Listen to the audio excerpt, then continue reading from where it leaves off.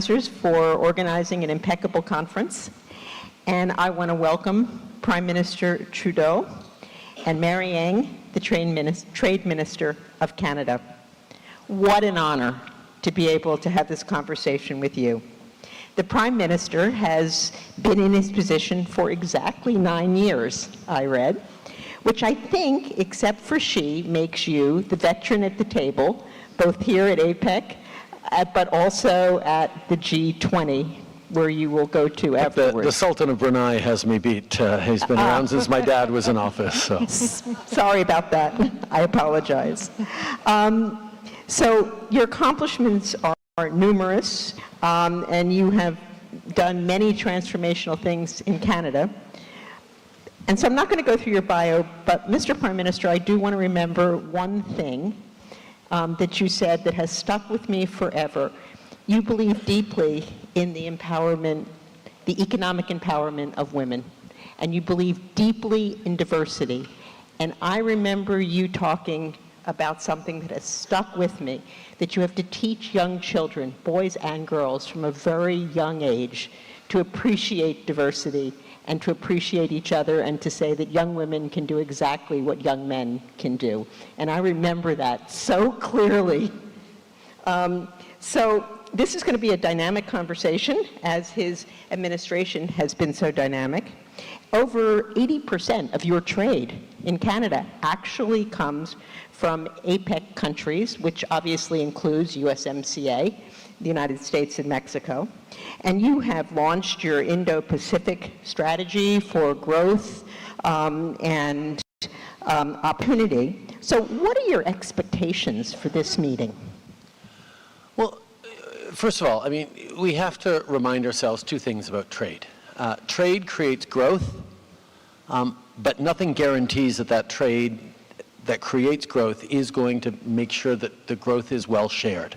We have to focus on making an argument for trade and for the growth that it comes from by making sure that everyone can participate in the benefits of that growth. That's where making sure that we're negotiating free trade deals that protect women's rights, that protect labor rights, that protect the environment, that work with indigenous peoples. These are the kinds of things that are essential that, quite frankly, when we started negotiating trade deals, we started 9 years ago, people would sort of mock us and say, no, it's supposed to be an economic argument. I say, the economic argument is that everyone can feel the benefits of trade. Because if trade creates growth, it creates enough growth to be able to have win-win in any trade negotiation out there. But at a time of people not feeling like trade has done them any good, one of the arguments that we're seeing everywhere around the world is, well then, we're going to make trade good for you, even if it's bad for the other person. It introduces a win-lose into the trade negotiation frame. And Canada has never had that. We've always understood, a sense of skill, a sense of modesty, a Canadianness or whatever, that for trade to be effective, it has to be win-win. And that idea that there's plenty of growth to go around, we just have to make sure it's win-win, not just between the two countries involved or the multiple countries involved as we've signed large trade deals, but that it also impacts on citizens. And the instability in all economies, not just democracies, that come when citizens don't feel like the institutions or the economy or the vision for the economy or even the trade deals are there to support them, creates instability. People start withdrawing their support from trade. So that's why business communities, like governments, like people around the world, should be focused on making sure that the growth and the benefits that come from increased ties around the world are actually shared more generally with women, with workers, with environmental protections. Because that's one of the only ways of ensuring the kind of stability and predictability that we've had, that the world has benefited from over the past decades. And that's one of the ways that our government has been able to sign more trade deals than just about any other governments. We are the only country in the world, the only G7 country in the world with a free trade deal with every other G7 country. And just today, we announced that we have concluded our free trade deal with Indonesia, the world's fourth largest country by population, which demonstrates that even at a time of protectionism and uncertainty, there is a way to create good deals that work as long as they work for citizens as well as the business community. And that's something that Mary's been absolutely amazing about focusing on. Well, it's really, really terrific to look at trade from the standpoint of trade being able to create economic growth for micro, small, and medium-sized businesses, for women-owned businesses. We have a stat in Canada that I often like to say to people, and I like to say it to the business community most of all, because it really is about the return on the investment. So in Canada, if you add more women to your economy, we will add $150 billion to the Canadian economy just by adding women into the economy. And globally, Absolutely. it's $12 trillion. So, and we have seen that number move up by the greater participation of women. So, so I think it is in that secret sauce, which is what the Prime Minister says. Trade really does work when it can work for everyone in your society, including workers and those that often are underrepresented in the global value chains. Thank you. I couldn't agree more. So from here you go to the G20, and I know this isn't about the G20, but I would be really remiss if I didn't ask you about the elephant in the room, which is my election, or the election in my country, the United States of America. And I know behind the scenes everybody's kind of talking about that. Could you just give us some insight? Because, you know, as you said, obviously there are people that feel deprived in the United States, which is how we've ended up in this path. But, you know, what's being discussed potentially is going to turn trade governance upside down. So maybe a little bit of your perspective. Well, a couple of things. First of all, when Donald Trump first got elected in 2016, he made a commitment to rip up one of the most successful trade deals that the world has ever seen, NAFTA, or specifically Canada-US free trade deal particularly. And that was, you know, something he was absolutely determined to do, and it would have had deep, deep consequences, obviously on Canada, but also on the North American economy.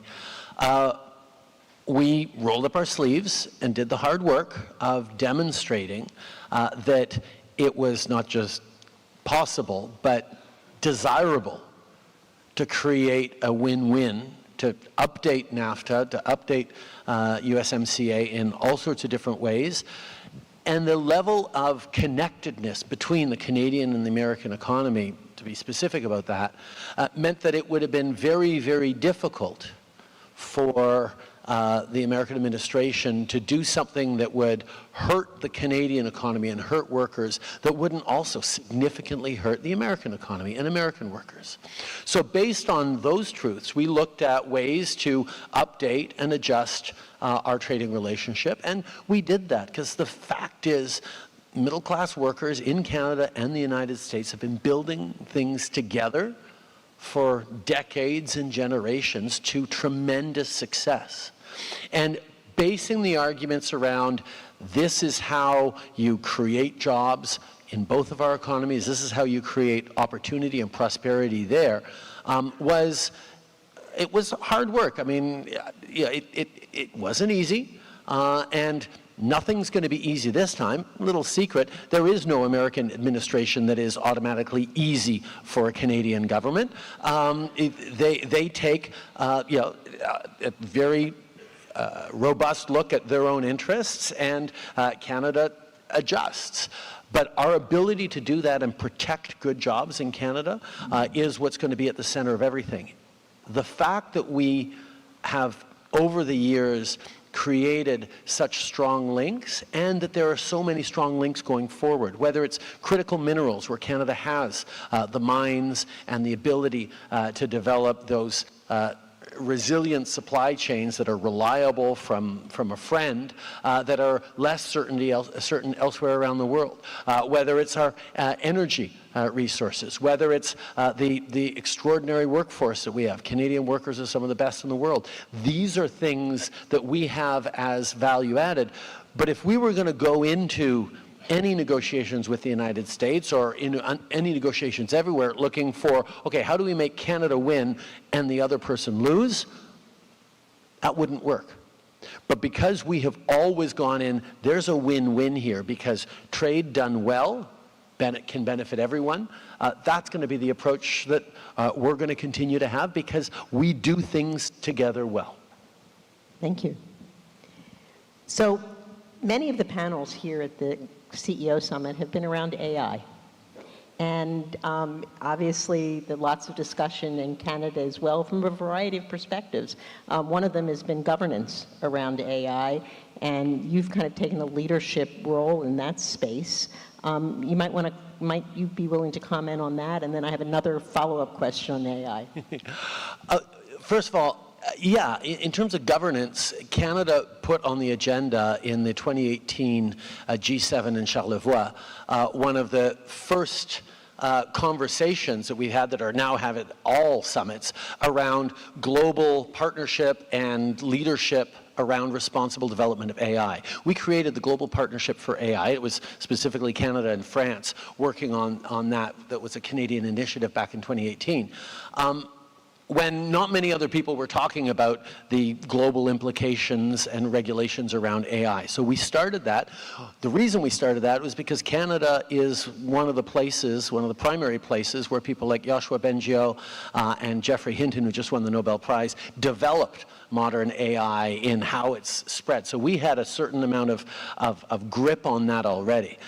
So there's a lot of things that we're doing around creating that right balance around AI that's going to both make sure that AI is not used for evil purposes as much as we possibly can, because there's a lot of anxieties about that, but more importantly, make sure that AI is actually there to empower everyone, not just the biggest businesses that can hire a whole department and invest massive money in funding to adapt to it, but how do we get AI into small businesses? How do we reassure people that AI can be a lever for greater productivity, greater opportunities? We have to make sure there's a framework that the whole world, or at least the democratic world that is aligned in its values, is working on to make sure that it's going to be effective. But pushing for AI is something that Canada has been able to do and will do and continue to do in responsible ways, and I'm looking forward to see a high level of uptake in our small and medium-sized businesses across Canada around AI as we do more investments. The other thing people don't think about enough when it comes to AI, and AI is going to transform our economies, transform our world the way the development of electricity did hundreds of years ago. It will touch every single job, everything we all do within 5–10 years. So it is coming, it is inevitable. The issue is, how do we manage it in a way that is minimally disruptive for the largest number of people? Yeah, lots of people are going to have to learn new aspects to their jobs, but it's going to be everywhere. The biggest limiting factor on AI is actually going to be power. The energy consumption necessary around AI, nobody has properly understood yet. And that's the one that I've been really, really obsessing about lately. How are we going to be able to, because Canada already is 80% clean energy grid. It's a huge advantage. Companies from around the world are investing in Canada because of our clean energy, because of our workers, because of our innovation, all those things. But as we look at how to develop the necessary clean power to power AI, not just in Canada, but around the world, we're stepping up. We've actually stepped up big time on nuclear. We just sold 2 new full-scale. Stole my next question. Yeah, was your next question? Okay, but it's, see, I've stopped talking about AI and not talking about the power needs around AI.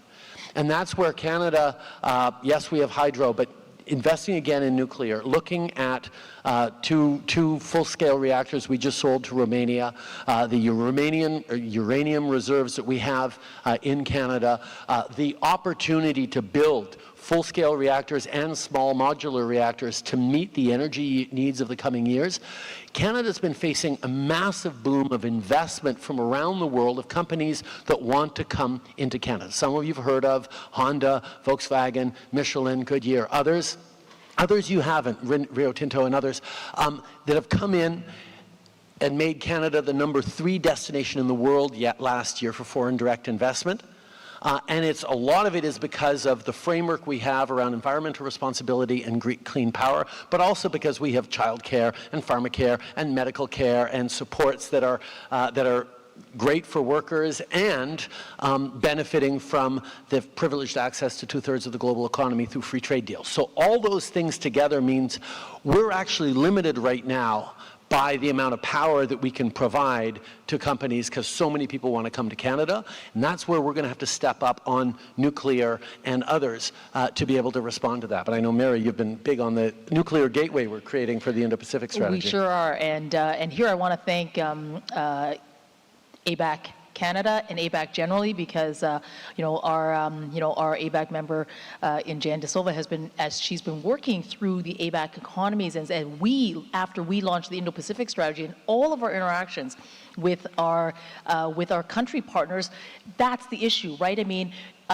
think about this region, a vast growing economy, the fastest growing around the world, a young population, very digital. And the needs for AI and the needs for computing, the needs for data is just a reality. And as their economies are getting better, you're thinking about power to not only do more manufacturing, you're thinking about power to run more data centers, you're thinking about power because your households are going to need more of that power. And then there is this other issue called climate change and the need to be able to tackle climate change, so providing power that is clean. And Canada is that country. We're a tier 1 country for nuclear power. It's clean, and we know that if we're going to meet our net zero targets around the world, and certainly this region, nuclear is going to be really a part of the mix. So as part of our work, we're launching a Canadian gateway for nuclear development for the Indo-Pacific, where many of the APEC economies are going to be a part of that. So we're really excited about doing this work to build that capacity. So you're going to be building nuclear power plants in Canada and exporting them as well? Well, Canada developed CANDU reactors decades ago. It was a reactor that was particularly appreciated because it had no weapons implications around it. You couldn't use a nuclear power plant to develop a weapons program if it was a Canadian one. It was just the way it was designed. That was very successful over a number of decades. We're now upgrading the CANDUs to Monarchs, that is a more modern full-scale reactor, but we're also developing small modular reactors that we know is going to be a huge key to the path forward. Canada's actually got the first small modular reactors about to come online in the coming year as demonstrating a proof of concept. Lots of places are working on them, but that's going to be an essential part of the energy mix that we have to have if we're going to meet the opportunities, not even the needs, the opportunities of the coming years, and we need to be part of that. And the value for Canada in the region is, it really is an end-to-end expertise, right? I mean, from the regulatory expertise that we have, from building the nuclear reactors to all of the training that comes in, in supporting that, the supply chain that exists in Canada today, the end of use around the recycling. So all of that expertise exists in Canada, and what this nuclear development gateway is really about is actually partnering with those here in the region, country by country, and sharing that expertise, co-developing some of this capability in market, because it's going to be different. I mean, you're going to be different if you're in Indonesia versus Philippines versus, versus any of the other countries that are in the region. So it really is our ability as Canada to work with the region.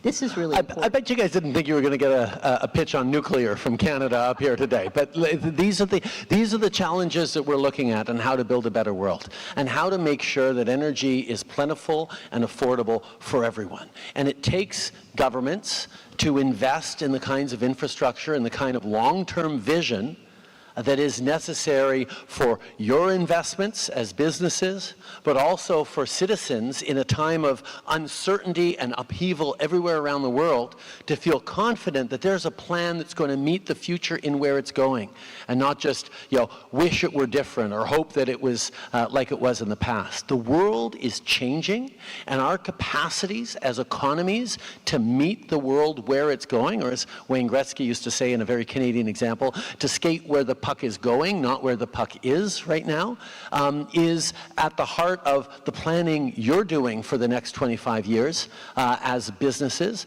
the plan that we need to do as governments, not just for the next mandate, but for the next generation. And that's where AI, you can't talk about AI without talking about the power necessary to generate it. But this is really, and we're out of time, but this is really interesting because one of the things we talked about this morning when I interviewed Robert Smith is what is the job of the future?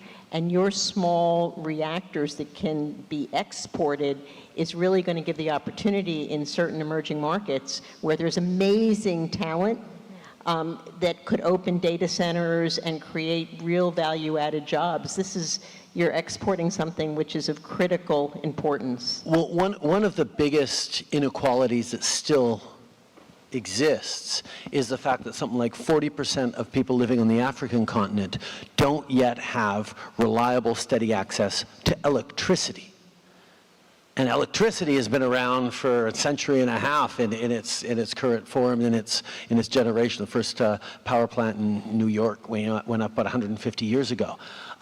And still, 150 years later, this foundational technology of electricity hasn't reached everyone in the way that we know it will transform their lives.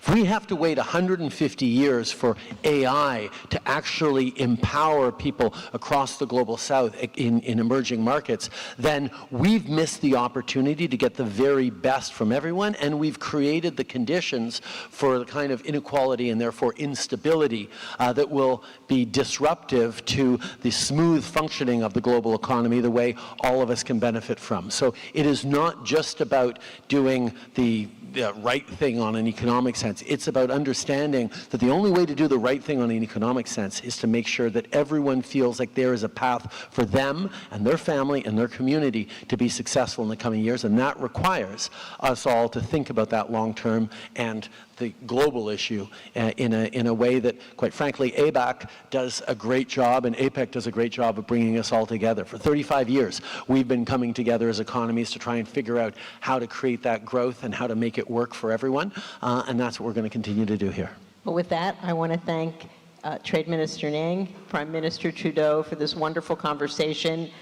We wish you all the luck in these meetings today, in the G20 over the weekend, and of course in Canada with your growth strategy. Thank you, and your political strategy. Thank you so much for joining us. Thank you very much, Susan. Ladies and gentlemen, a round of applause for the Prime Minister of Canada.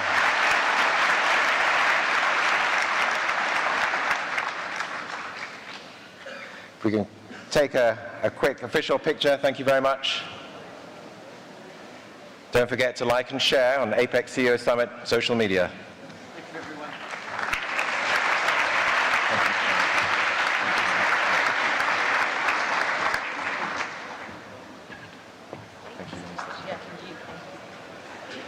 Ladies and gentlemen, we'll be right back in about 2 minutes' time where we'll have a keynote address by the Prime Minister of Thailand. Please do stay in your seats. Thank you.